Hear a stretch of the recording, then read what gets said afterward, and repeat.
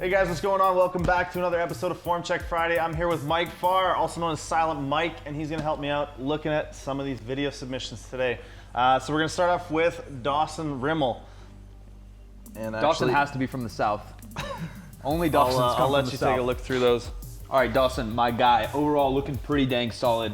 We only see half your body in the video, but I'll ignore that. First basic tip is what we gotta get when we're majority of squatting and deadlifting is we need to get a flatter shoe. Kind of looks like you're wearing a Kobe. I'm a big Kobe fan, but not best for deadlifting. You're gonna get a little bit of wobble. They're made to cushion, and you can tell in your lift, you're getting a little push forward because of that cushion getting onto your toes. And especially with the sumo, we want kind of a vertical shin and trying to think of getting our weight back, which leads me to point number two. You're just rushing off the ground a little bit. If we have a little bit of patience, you really try to get that back flat, really flex your lats and almost tip backwards just a bit. Get that momentum moving this way. Shoulders will end up directly over the bar, and then we can kind of initiate the lift. Perfect. And yeah, I completely agree with Mike. I think one maybe thing to add to that is to try to use your quads a little bit more off the floor. When you end up kind of getting pulled forward, your hips will raise up, and it's almost like a stiff leg pattern. So what I'd like to see you do is try to keep that bend in your knee for a little bit longer. Use those quads and try to stay a little bit more upright by pushing the bar off the floor. Our next submission is from my man Edwin doing some conventional deadlifts. Overall, Edwin, I'd say this is a really, really clean pull. One thing you want to do as you slowly get more comfortable with your technique and you get repetition after repetition, it becomes ingrained in you, is you want to speed it up a little bit. Be quick but don't hurry is a phrase I use a lot. It's from John Wooden, one of the best basketball coaches, maybe the best coaches of all time. And what that basically means is you always want to be in control and you want to get your form correct. But if you can do that a little bit faster pace, you're going to be better off. So you have great patience off the ground and really getting everything tight. I can see your mental cues, but you want to slowly start to speed those up and use as much kind of rebound or elasticity as we can. So once you can kind of lock everything in, try to fire and be a little bit more explosive. Sure. Like Mike said, I think that you can definitely speed things up. Your technique is adequate for that. You're doing a good job of most things. I think one thing that you could also do is try to get your body, like Mike was saying in the last deadlift, tipped back a little bit, weight back behind the bar, just a hair more. It looks to me like the shoulder's kind of out in front of the bar, just so slightly. So I think if we can fix those two things, it's gonna go a long ways for you. So our next video submission is from Bence, and Bence actually does 1 rep each of conventional and sumo. So I'm gonna let Mike do the conventional, and then I'm gonna do the sumo. So Mike, what did you think? Overall, really, really solid, and you have the basics down pat. Your back's in a good position, your lats are pretty flexed. You're also built to pull, which sometimes is obviously a benefit because you can get into a good position, but sometimes it can be a negative because you're not focusing on the little things. And for you on your conventional, your motor pattern's just off a little bit. We're locking out those knees a little bit too early, and then you're turning it into a stiff leg. So that's telling me maybe one of two things. One is we want to really get tension in those hamstrings when we're grabbing the barbell, right? We want no slack in our entire system. People talk about pulling the slack out of the barbell, which is a fine cue and something that people can get into, but we want no slack in our entire system. So not just kind of yanking on the bar, but we want our lats tight, our back tight, and we want tension in our hamstrings. They should be talking to you a little bit before you pull. From there, once we're as tight as we can, something Ed Cohn always talks about is the conventional and the sumo a little bit. It's a little bit of a push with our legs and a little bit of pull with our back. Especially the conventional, we want to lock our knees and hips at the exact same time. That's going to allow us to stay in a better bar path. And again, as the other guys, we need to get that body weight kind of falling back. If our shoulders are in the proper position, slacks out of our system, and then you pull with your legs and back evenly, everything else should kind of fit in line. Awesome. And actually very similar to what Mike was saying about your conventional, the sumo we're seeing some of the same kind of flaws. A little bit of slack still in the body, still in the bar as you initiate the pull. And again, you can actually see it maybe a little bit better on the sumo deadlift where the bar starts to drift out in front of you because of what Mike was saying. We're not quite back behind the bar far enough.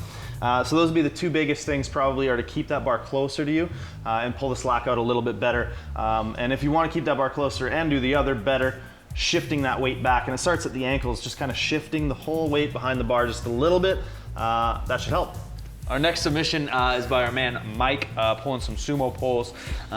Generally speaking, not as much as maybe a high bar and a low bar pull, but I talk about different body types being able to pull sumo, kind of in a higher bar position, or excuse me, a higher hip position, and that's just how it'll tend to look, or a lower hip position, and that's just how it'll tend to look. They're not necessarily different techniques, but it's how mobile you are and how long your arms are and how short your torso are. If you're a perfect built to pull sumo, your hips tend to almost be directly under your shoulders, maybe like a Yuri Belkin or somebody of that nature, Ed Cohn, or maybe even more like me and Bryce, where he's definitely built to pull, but our hips look like they're a little bit higher and it might emulate a conventional pull slightly more. With you, my man, I think you're just rushing everything. You can get into a pretty good position with that lower hip, but we don't want our knees to go forward if we're going to try to get into that position. So again, I know you guys are going to comment below, what does that Mike guy know? I've seen this guy pull with a positive shin angle. There's definitely people that can get away with it, and when controlled and applied properly, it can work. But for the majority of people, we want that vertical shin, and we want that tension in our hamstrings, where you're kind of squatting the weight up, hips are too low, and there's no tension in the system, and then you're just cranking on it.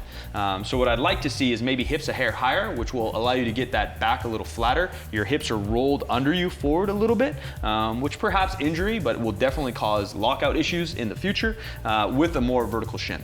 100%, I think Mike really hit the nail on the head there. And that's almost exactly my criticism. And I think the biggest thing is, yeah, just trying to emulate that super vertical torso and maybe overuse of that cue, get your hips close to the bar. I think people often sacrifice their back position to try to get their hips closer to the bar, which gets you more upright, yes, but then you see that slight flexion in the lumbar spine. So just like Mike said, hips a little higher, try to maintain that extension in the low back and get those shins back. And I think that's gonna fix it. Our final submission today on the deadlift special, or so it's turned into, is from Javier. Now Javier is doing some conventional deadlifts here, and has explained to us that in his explained to us in his email that he's been experiencing some back discomfort in both his squat and his deadlift. Now I think the number one reason that's been happening is a slight bit of overextension, and you can see it by how his head tilts back. His whole back goes into just a little bit too much extension. We talk a lot of times about proper bracing, and I like to throw around the cue ribs down. And I think if you can get the ribs down and get into a little bit, not flexion per se, but a little bit more of a neutral position, I think that's going to take some of the stress off the low back and allow you to load the hips and hamstrings a little bit better in your deadlift. Yeah, I couldn't agree more. Often when you're a slimmer type person or a smaller type build, or even a newer lifter, you can get into extension a lot easier than maybe someone built more like Bryce, who's obviously a little thick boy and experienced. So pulling the ribs down, pulling the eyes down, the neutral spine might be a little bit overplayed in terms of the conversation about it, but for a majority of slimmer people, again, I think a neutral spine will allow your hips and back to be a better position. For you, my man, I'd also maybe move your hips up a little bit, and people will say, oh, well, if my hips are higher, I know I get a lot more pain in my back.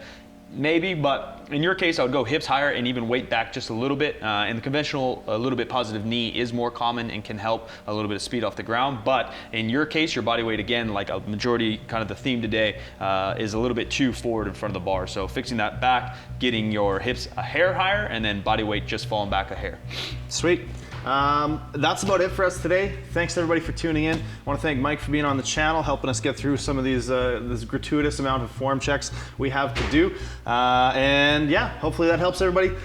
Click like if you liked it, hit that subscribe button, leave a comment below if you have any questions or comments about anything Mike or I talked about. We'll have a further conversation, and we'll see you guys next time. No such thing as too much tugging.